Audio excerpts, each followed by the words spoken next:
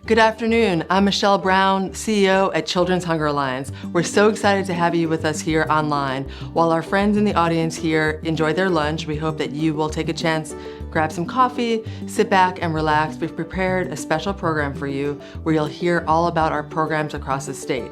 This is exclusive content that the folks in the room will not get a chance to hear, but we wanted to make sure that we could take you through a deep dive of everything we've been up to over the past 55 years, but really more importantly, what we're doing right now to make sure that children across Ohio have food to eat every day of the year. Thanks so much for being here with us. My name is Shannon Amos. I'm the Vice President of Programs. I've been here at CHA for 21 years. So we provide food to kids in caregiving settings statewide. So we are ensuring kids in early care programs and school age programs, including out of those school times, summer and after school, are getting healthy food when they need it. At a certain point within the after school time frame, children will be served a meal, and it's a full meal. So it's like dinner. It has 5 components. Summer meals are a little bit different. Typically, if a program has summer programming, it's for the entire day. So we provide breakfast, and then at some point throughout the day, they either have lunch or they have dinner.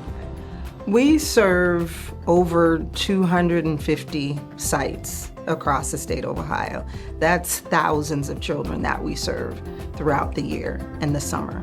So if we didn't exist, then that is those thousands of children that wouldn't get the proper nutrition or the meals that they receive right now. Before I worked for Children's Hunger Alliance, I was an elementary school principal. One day, around 8 o'clock in the morning, my secretary asked me to talk to the 2 new students who had enrolled that day before they went down to the classroom, give them a little pep talk.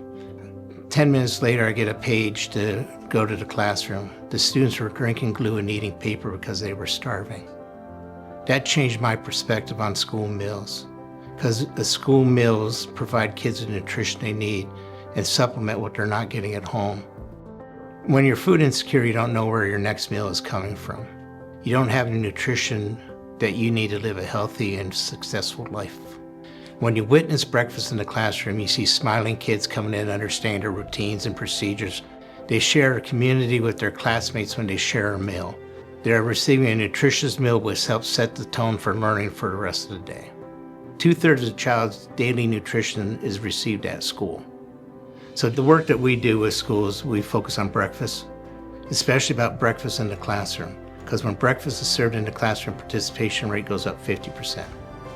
We're in it for the long term, helping these communities maintain good programming, helping school districts continue to feed hungry kids, helping them with adjustments that need to be made as programs grow. So it's good to see the long-term success when we maintain quality relationships with our clients.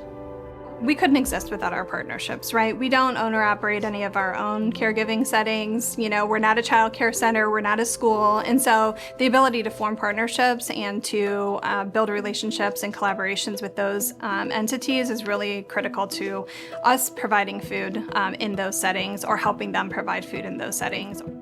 Our program works with family child care providers. We sponsor the USDA food program. So essentially, our family child care providers who are taking care of children from 0 to 12 years old are feeding them healthy meals and snacks, following USDA guidelines. And my department, my staff, we work to support them, make sure they're feeding the kids properly, and just help them get the reimbursement that they need to make sure they're continuing those healthy meals and snacks.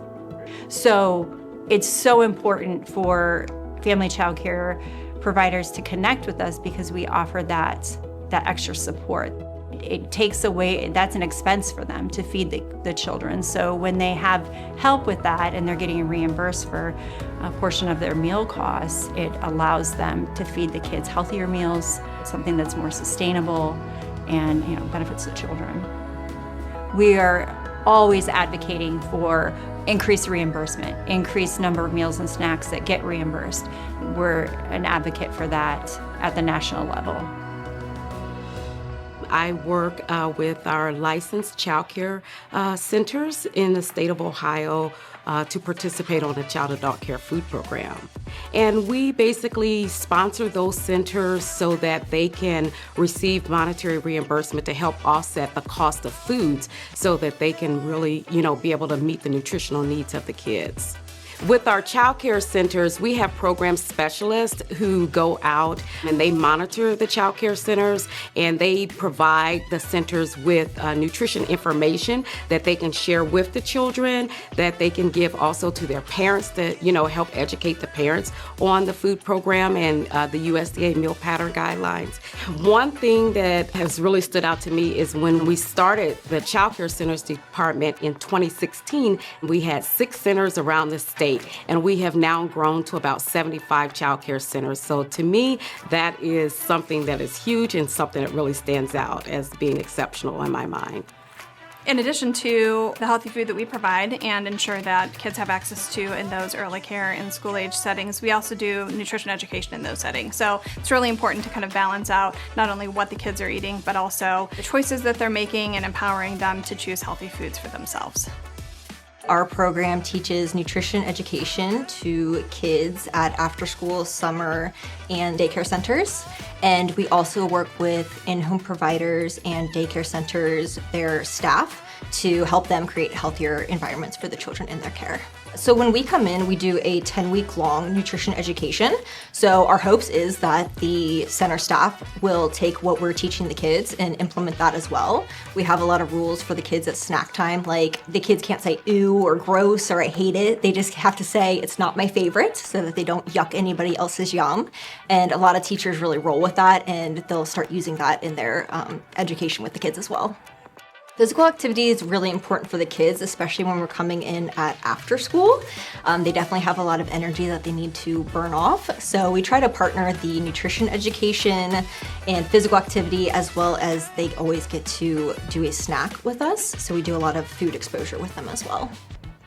We're always looking for new ways to provide food to kids. And, our weekend meal program, of course, was born of pandemic. So being able to provide those meals for a consistent source of nutrition over the course of, say, an entire week, not just while they were in school, was really important. And our team really rose to the occasion. The hundreds of thousands of meals now that we are providing in that program, and the demand for that program continues to grow. One of the unique things that we have is the weekend meal boxes, because there's no programs to make sure the kids are fed on the weekends. So mostly I deal with all of the schools that want the weekend meals, and then I'm responsible for making sure that we get them packaged at the warehouse, getting the food in, the food out, and work with my delivery companies to make sure that the deliveries happen. I had one little boy tell me that he loves our food.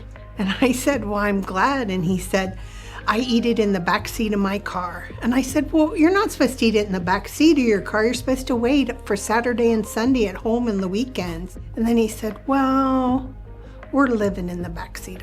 We're living in our car right now. I had no idea that it was as widespread as it is. I just really didn't. And just in the short time that I've been here, we've grown over 150% just in the weekend meals.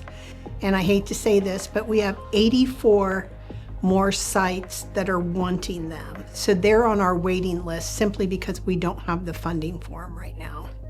The children that we care for, they're children, and I believe that kids' responsibility is to grow, to learn, to play, and to have a lot of fun doing it. And a lot of times when my staff goes out to do a site visit, the children talk about how good it is, they talk about what their favorite part of it is, and I think that impact or those messages that we get from the children is what keeps us going. We drive hundreds of miles a year, thousands of miles a year to meet with people. The funding to be able to provide the staffing to support the programming gives us an opportunity to make sure kids get food. If these children don't have access to proper nutrition or food, they're going down a different path.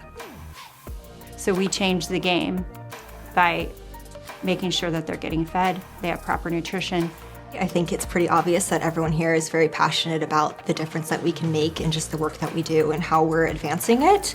We appreciate everything that people can do. So even if it's $5 or $25, anything that you can donate, we will be appreciative for. Thank you.